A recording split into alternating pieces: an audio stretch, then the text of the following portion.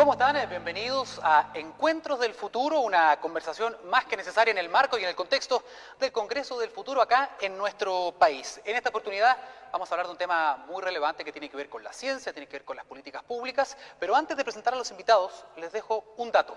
0.38% del Producto Interno Bruto, eso es lo que se destina hoy día en nuestro país a ciencia y tecnología. Esto, junto con el anuncio de un nuevo ministerio del ramo, que todavía está por verse cuál va a ser su orgánica, cómo va a funcionar, con qué recursos. Es muy interesante también toda esa discusión. Para hablar de este tema, estamos con dos personas que se manejan justamente en este tema, tanto en Chile como en América Latina. Los voy presentando de izquierda a derecha, desde su lado. Primero está aquí con nosotros Carolina Torrealba, ella es bióloga, doctora también en Biología Celular de la Universidad Católica. Trabaja hoy día como directora de nuevos proyectos en la Fundación Ciencia y Vida. Escribió un libro que tiene que ver con los pioneros, los primeros en hacer ciencia en nuestro país. Y también está haciendo toda una cruzada que tiene que ver con poder conseguir datos de ciencia de manera pública, acceder a esos datos de manera pública. La acompaña acá en nuestro panel Ernesto Fernández, él es diplomático de ciencias, especialista en ciencia, tecnología e innovación, con una maestría en la Universidad Nacional de Quilmes, Argentina. Hace 15 años también trabaja en lo que tiene que ver con políticas de ciencia en la UNESCO. Gracias por estar aquí hoy día en Encuentros del Futuro, a los dos. Gracias a ti. Gracias. Bueno, ya como que anuncié un poquito al comienzo, con este tema que tiene que ver con este Ministerio de Ciencia y Tecnología, que me imagino ambos saben, que está muy cerca de ver la luz. A final de este mes deberíamos ya estar viendo el inicio de este ministerio, que de acuerdo por lo menos a los entendidos en la materia, gente que trabaja en el mundo científico, en el laboratorio, en la academia, no entienden todavía bien en qué puede o de qué manera se va a articular este esfuerzo para ayudar, por ejemplo, al desarrollo de la ciencia y la tecnología. Partamos por la casa. ¿Qué le parece esta iniciativa, al menos como anuncio, y por dónde ves que podría generar un mayor aporte en nuestro país? A ver, yo he sido parte de la comunidad que ha impulsado enérgicamente la necesidad de una institucionalidad o de perfeccionar la institucionalidad que teníamos, que de partida está disgregada en muchos ministerios. Sí. Y eso finalmente genera descoordinación, duplicidad de programas, etcétera. Creo que responde a un anhelo bastante amplio, y a mí lo que más me impresiona es que ha tenido realmente un apoyo súper transversal. En ese sentido, obviamente que lo tomamos con mucha alegría, y sobre todo agradecemos los gestos que se han venido dando del mundo político en apoyar esto. Sin embargo... Siempre hay un pero. Sí. Sin embargo, yo he sido últimamente crítica al proyecto, porque si bien estamos todos de acuerdo con el eslogan, digamos, y el eslogan no lo estoy superficializando, sino que en verdad estamos todos de acuerdo que necesitamos que el conocimiento empiece a tomar un rol relevante en nuestro país, no para la comunidad de científicos, sino que para el desarrollo del país. Y eso tiene que ver con la vinculación con políticas públicas, tiene que ver con esta necesidad de aunar nuestros esfuerzos para enfrentarnos a desafíos mayores. Y esos desafíos mayores tienen que ver con una visión multidisciplinar, integrada, más presupuesto, más conexión con la política, etcétera. Eso está claro. Yo creo que donde este proyecto hoy día tiene déficit es en la letra chica, es en la implementación, en cómo vamos a implementar estas ideas que son tan necesarias. ¿Para qué queremos el ministerio? Creo que eso ya es una discusión que llevamos años poniéndonos de acuerdo. Sí. Lo que yo creo que hay que avanzar es en conectar ese anhelo con una materialización más clara, digamos. Yo creo que es un proyecto que tiene un sistema de financiamiento precario, tú mismo mencionaste sí. El 0,38, y yo creo que eso puede ser una trampa que termine generando una institucionalidad estancada. Nosotros sabemos que en Chile han habido algunos ministerios que no han cumplido las expectativas. Entonces, yo creo que nuestra propuesta ha sido, ya que somos científicos y que tenemos un método, que tomamos las evidencias, sí, claro, y sobre esas evidencias actuemos de la misma manera cuando creamos la institucionalidad del ramo. ¿Ya? Es que el método político no es igual al método no es igual, y eso es lo que nosotros hemos estado peleando, y por supuesto que esto enmarcado en lo que dije inicialmente. Nosotros estamos de acuerdo que lo necesitamos, pero yo no estoy de acuerdo, o tal vez me genera, creo que es un punto de partida complejo si tú creas una institucionalidad a partir de una que sabemos que está mal evaluada, que funciona mal, que es CONICIT, una agencia que está sobresaturada, que está mal evaluada por los usuarios, por Contraloría, etcétera. Sí. Usas exactamente el mismo presupuesto para financiar una institucionalidad que va a tener muchas más obligaciones de incluso, partida incluso lo bajaron, recuerda que lo bajaron un poco. Incluso bajaron el presupuesto de ciencia. ¿Qué señal es esa? Entonces, da la impresión de que el anuncio es rimbombante, pero eso de que se hace camino al andar, después vemos cómo lo hacemos, dejemos el detalle, porque el diablo está en los detalles, eso es lo más interesante de todo, ¿no? ¿Cómo se ha articulado esto, Ernesto, bueno, tú que tienes experiencia comparada también en Argentina, en Brasil, básicamente, que ellos fueron los que lideraron, digamos, este tipo de movimientos, de generar una estructura ministerial en ciencia y tecnología? ¿Cuál fue el camino que ellos siguieron y qué recomendaciones podría hacer para lo que está en ciernes acá en Chile? Yo creo que en América Latina hay muy diversos modelos y como bien decís, en Brasil, que fue un poco el pionero en tener el MST, ¿no? el Ministerio de Ciencia y Tecnología, que después fue el MSTI, y ahora dejó de ser ministerio y ahora está embebido dentro del área de tecnologías de la información y la comunicación. Entonces, es una historia como para pensar, ¿no? Que efectivamente el tener el ministerio no es una garantía de nada. Tener un ministerio es un gesto simbólico, por lo menos. O sea que en ese sentido es algo importante, es darle nivel de gabinete al tema de la ciencia y la tecnología, si queremos. Pero claro, distintos países lo han solucionado de distinta manera y tiene mucho que ver con las dinámicas internas. Yo no conozco la letra chica, honestamente, pero cada país tiene una dinámica interna que ha llevado de diferente manera. En Argentina hay un Ministerio de Ciencia y Tecnología, en Uruguay no, ni lejanamente. O sea, en Colombia está Colciencias, que a veces tiene nivel de ministro. No, tenemos una realidad en América Latina donde falta la estabilidad, la idea de que la ciencia y la tecnología sea una política de Estado. Pocos países han mostrado realmente la ciencia y la tecnología como en el centro de sus políticas públicas, si es que algunos. Pero por lo menos algunos lo han intentado y algunos lo han logrado mantener en más tiempo, pero no hay ninguna garantía, o sea, eso sigue siendo...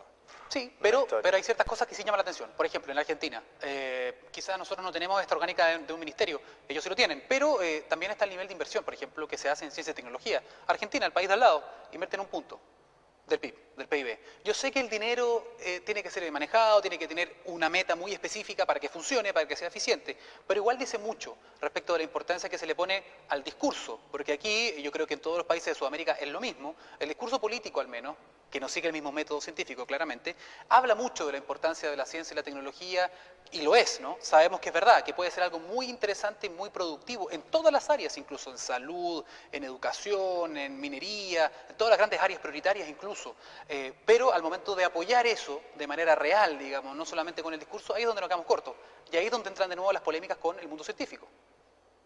Mira, yo tengo un recorte de diario que lo muestro siempre. Lo mostré la semana pasada en la Cámara de Diputados. ¿Ya?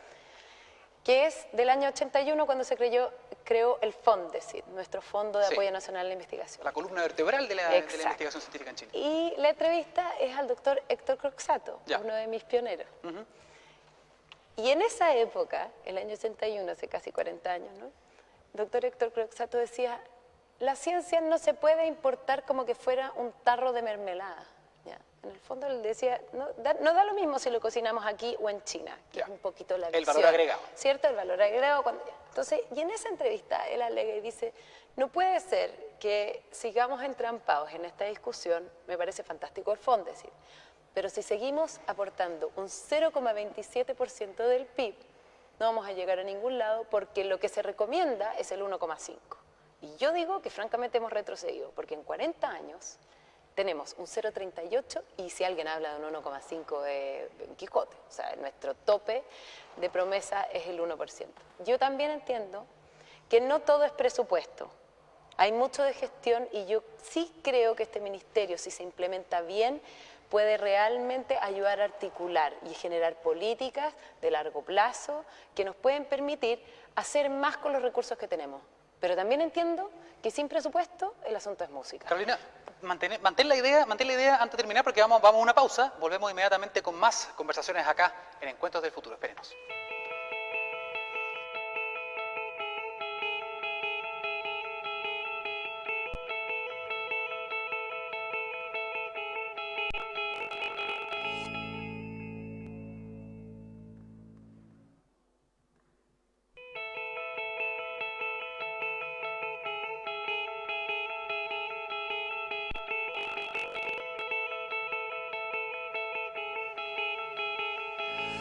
Estamos de vuelta, retomamos la conversación en Encuentros del Futuro. En esta oportunidad estamos con Carolina Torrealba y también con Ernesto Fernández. Ernesto, aprovecho de preguntarte inmediatamente, ¿cuál crees tú que podría ser, ya que hablamos de dinero o de los recursos que se podrían financiar, que podrían financiar el nuevo Ministerio de Ciencia y Tecnología, comparativamente, más o menos, ¿cuánto crees tú que es un equilibrio interesante en términos de cuánto dinero le puede, por ejemplo, un país, de acuerdo a su PIB, aportar a un ministerio como este? ¿Existe una cifra o no tiene que ver tanto con eso directamente?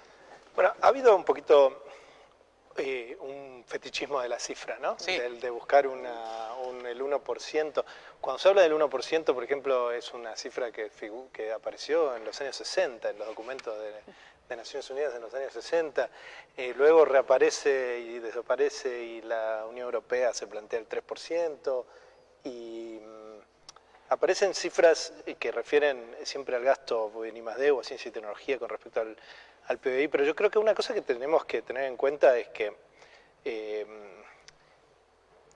no podemos hablar solo de dinero, sino también tenemos que hablar de personas, de investigadores, sí, de gente, del sistema, de lo que da la fuerza. Y que en realidad duplicar un presupuesto es algo que un gobierno puede hacer con cierta facilidad, particularmente con presupuestos pequeños como son los de ciencia y tecnología. Con una firma se duplica el presupuesto. Con una firma no se duplica la cantidad de investigadores que tenés en el país, ¿no es cierto? Requiere una capacidad de planificación, de fortalecimiento de la educación superior, de la relación entre la educación superior y la ciencia y la tecnología, la búsqueda de carreras alternativas, que un poquito lo hablábamos hoy en el panel. Entonces, ir más allá de lo que es el presupuesto que va a un ministerio en particular y pensar cómo todo este ecosistema de ciencia y tecnología se alimenta de dinero, que sí, no, en ningún momento te voy a decir, no, gasta menos. O sea, es la sangre finalmente, ¿no? Y sí, pero la sangre son las dos cosas, el dinero y la gente, ¿sí? Entonces, si bien a mí la idea de ecosistema en la ciencia y tecnología no me gusta mucho, porque no me imagino quién se come a quién, pero ¿Quién es el depredador? ¿quién es el depredador? ¿No es cierto? Entonces, tal vez prefiero dejarlo como sistema, pero ahora se ha puesto de moda de llamarlo ecosistema. Y es muy importante que uno lo piense sistémicamente, que uno lo piense con la institucionalidad. Por eso es importante que haya un ministerio, pero es importante saber las funciones que va a tener el ministerio, cuáles son los objetivos, que tenga en cuenta qué instrumentos de política va a poner en marcha, ¿no es cierto? Porque no es solamente la institución, sino las políticas y la implementación de esas políticas. Y claro, la implementación de esas políticas está directamente relacionada con los recursos. Entonces, bueno, uno puede... yo creo que la institucionalidad, que sea un ministerio es una cosa, es un acto simbólico, como decía antes, un gesto. Ahora, el tema es mucho más, bueno, ¿qué va a hacer? ¿Qué va a poner en marcha? ¿Qué es lo que de CONICYT queda ahí? ¿Qué de CONICYT va a otro lado? Y luego, ¿qué cosas nuevas va a haber? Y esas cosas nuevas van a tener que financiarse de alguna manera. Claro. Y entonces ahí vamos a saber cuánta plata necesita el ministerio. Claro, por lo pronto, hay un problema, corrígeme Carolina si me equivoco, tú estás mucho más cerca de esto, de tu experiencia también, que tiene que ver con, por ejemplo, las becas Chile. Hay un sistema de becas, ¿no?, para los estudiantes que pueden ir a estudiar afuera, a las mejores universidades del mundo, se les paga, pero luego ellos tienen que volver a Chile. Y ha pasado, de hecho han habido marchas por la ciencia que se han llamado, de estudiantes de áreas prioritarias incluso de nuestro país, que van, estudian en muy buenas universidades, hacen un magíster, un doctorado, luego vuelven y no tienen trabajo. No hay plazas de trabajo para científicos que tienen alta calificación, o el trabajo que hay es muy mal remunerado. Entonces, por ejemplo, ahí podría haber algún tipo de inyección de recursos para generar estos puestos de trabajo. De hecho, se desarrollaron por ley también nuevas universidades públicas, por ejemplo. Ahí se logró absorber parte de esta oferta, pero aún así, un joven, yo hablaba con un joven doctor, 35 años, muy joven, un bioquímico, y me decía, yo hoy día para trabajar en una universidad, por ejemplo, como investigador o como docente, casi que tiene que matar a alguien, a un profesor que ya lleva ahí 40 años para poder trabajar ahí. O sea, hay falta, hay gente, yo no sé si hay tanta gente como se necesita hoy día, pero hay gente que está buscando trabajo y no tiene dónde, porque no hay recursos. Pero, perdóname, no sé si la pregunta era para Carolina. No, para los dos siempre. Pero es que la ciencia y la tecnología no es solo la academia. Nosotros no podemos pensar que, no, también en el mundo privado, claramente. que todo todos los científicos tienen que estar en la academia. Es que ¿sabes por qué te lo digo? Perdona que te interrumpa. Lo que pasa, te lo digo por algo, si yo entiendo lo que me vas a decir, pero ellos me mencionan la academia porque dicen que en el mundo privado donde han buscado trabajo han encontrado, pero con remuneraciones muy muy bajas.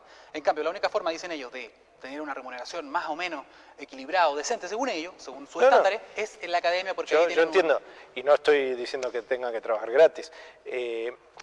Yo creo que es una función del Estado también buscar desarrollar esas posibilidades. ¿No? Yo no creo que vayan a aparecer mágicamente por obra del mercado, de las manos. No, yo creo que se requieren políticas específicas para fomentar, pero no solamente en el sector privado, sino también, por ejemplo, en el Estado, que uno pueda absorber, que el Estado absorba doctores. O sea, que cuando hablamos de la toma de decisiones en políticas públicas que se nutra de conocimiento, eso no viene solo, no es que ahí hay un flujo de conocimiento, uno lo ve venir y le cae a uno, sino que una de las formas de mejorar la calidad de las políticas públicas es, por ejemplo, absorbiendo doctores en puestos de asesoramiento directo o de gestión o por lo menos de mixtos, donde uno puede tener doctores, ya sea permanentemente o por un cierto proceso, por un cierto tiempo. Tiene que haber más opciones, si no es una suma cero. Todo el tiempo estamos alrededor del presupuesto, que yo estoy de acuerdo, hay que ampliarlo, pero tenemos que tratar de pensar en una forma más compleja. ¿Cómo se genera ese círculo virtuoso? Finalmente, acercando más a la ciencia a la política, por ejemplo, como lo que se trata de hacer acá. Sí, y también un poquito con lo que vos iniciabas la conversación, en que la sociedad tenga un interés en la ciencia y por lo tanto vote también, o sea, piense en términos de ciencia. Y bueno, y si la sociedad quiere ciencia, a la larga los gobiernos van a dar ciencia y van a apoyar a la ciencia. ¿Cómo hacemos más sexy a lo mejor el tema de la ciencia? Es bien interesante porque finalmente aquí en Chile se hace mucha ciencia y buena ciencia, en otros países de Sudamérica también evidentemente, pero ¿cómo uno conquista a esa audiencia, a la sociedad, no que es algo tan abstracto, pero ¿cómo se genera eso? Y asumo también el rol que tienen los medios de comunicación, por ejemplo, pero me imagino que se lo han preguntado en la Fundación, ustedes acercan la ciencia también a la ciudadanía. ¿Cómo se puede convertir esto en algo sexy? Ojo, para los niños también, y las niñas sobre todo. Voy a hacer una precisión, yo creo que en Chile se hace muy buena ciencia, pero no mucha. ¿Ya? Se hace poca. Es calidad, no cantidad. Sí, yo creo que se hace buena ciencia, estamos bien evaluados en relación a lo que nosotros producimos en una comparativa latinoamericana y tomando en relación los fondos que recibimos. O sea, somos eficientes usando los recursos que usamos. Somos tremendamente pocos, somos muy pocos.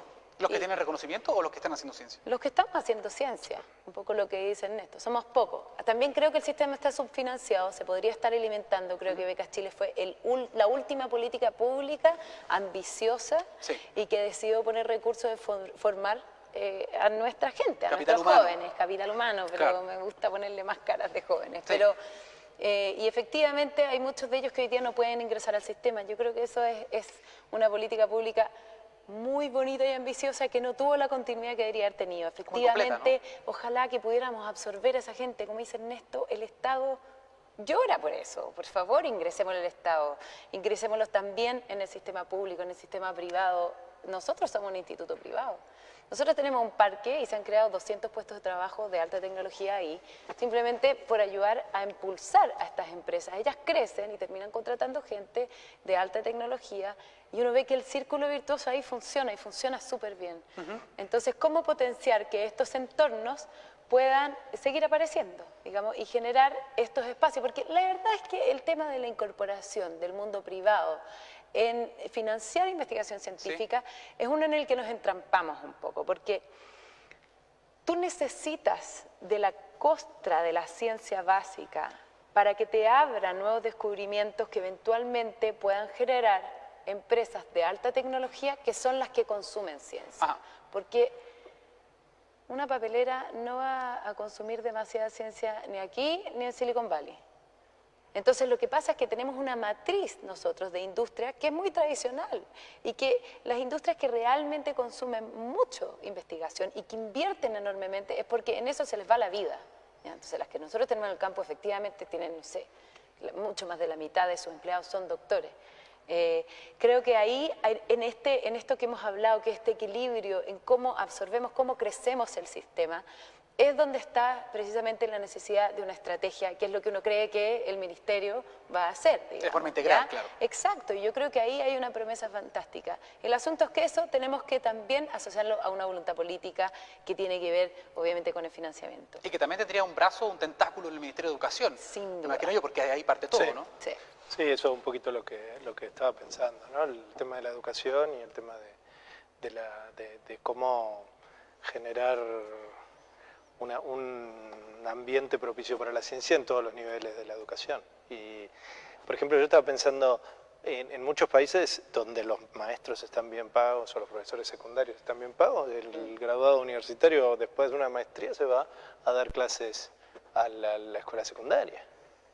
Tremendo. ¿Por qué? Tremendo. ¿Por qué? Porque cobran, porque vos, como vos decías, o sea, irse a morir de hambre no, pero si vos tenés un salario digno y podés transmitir tus conocimientos a las próximas generaciones, qué mejor, ¿no? Pero bueno, tiene que estar, tiene que ser una opción. Si no es una opción, entonces tiene muy pocas opciones. El científico, el graduado de ciencias, tiene muy pocas opciones. Y ojalá que eso fuera de manera quizás sistematizada. Por eso sería bueno también que haya un ente rector en el fondo que diga ya, los científicos también tienen que tener este otro lado, esta misión. Si vos le subís el sueldo a los maestros, eso no cuenta en el presupuesto de ciencia y tecnología, No, claro. por ejemplo. No, Entonces, no. nunca te enterarías en esta conversación al principio. Por eso es que hay que tener un poco, los indicadores son muy importantes. Yo soy un especialista en indicadores originariamente, o sea que no podría decir que no son, de eso he vivido suficiente como para no puedo negar Claro. el tema de los indicadores, pero creo que no hay que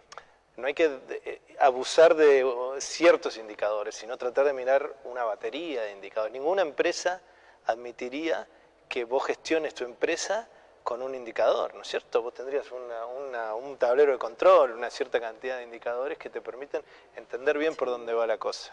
Yo sé que nos quedamos siempre con las cifras, que son muy llamativas, también son como un imán, sobre todo para los medios de comunicación, pero tenemos con una cifra porque nos quedan 45 segundos, exactamente me acaban de decir, según lo que ustedes consideran más o menos que correspondería, ¿cuánto debería ser el presupuesto, por lo menos, para destinado, si es que hay un ministerio, para ciencia y tecnología? Entendiendo que hoy día es 0.38.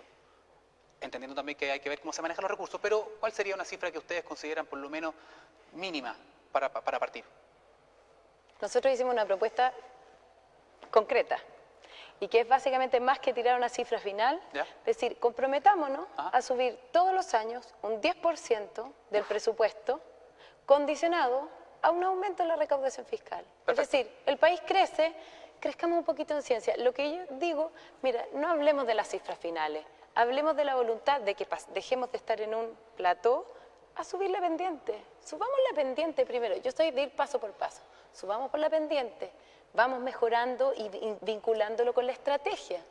Subamos otro poquito más el número y vamos vinculando Perfecto. con la estrategia. Si nos va bien, si da resultado, Pero crezcamos. Pongámonos en modo crecimiento. Y usemos, por ejemplo, el crecimiento que Chile ha mostrado en los últimos años en las publicaciones científicas, que es el crecimiento, no sé si es el mayor de América Latina, pero probablemente anda cerca. Bueno, por ejemplo, el desafío de que, hagamos un matching del crecimiento presupuestario al crecimiento pasado, al pasado de los Ajá, papers. ahí tenemos. Digo, algún modelo matemático, ahí es un tenemos modelo matemático. Dos propuestas que ojalá que puedan tomar.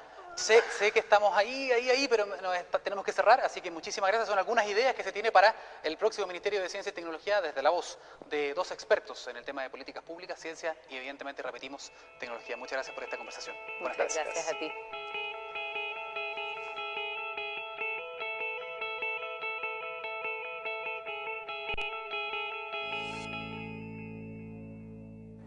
Hola, ¿cómo están? Ya estamos de regreso en nuestra conexión en vivo y en directo aquí desde el ex Congreso Nacional, donde durante esta semana se realiza una verdadera fiesta científica. Es la 8ª versión de este Congreso del Futuro y claro, durante esta 4ª jornada hemos visto interesantes charlas sobre importantes científicos. También les recordamos que pueden interactuar con nosotros mediante el hashtag Congreso Futuro Jueves y por supuesto también pueden descargar la aplicación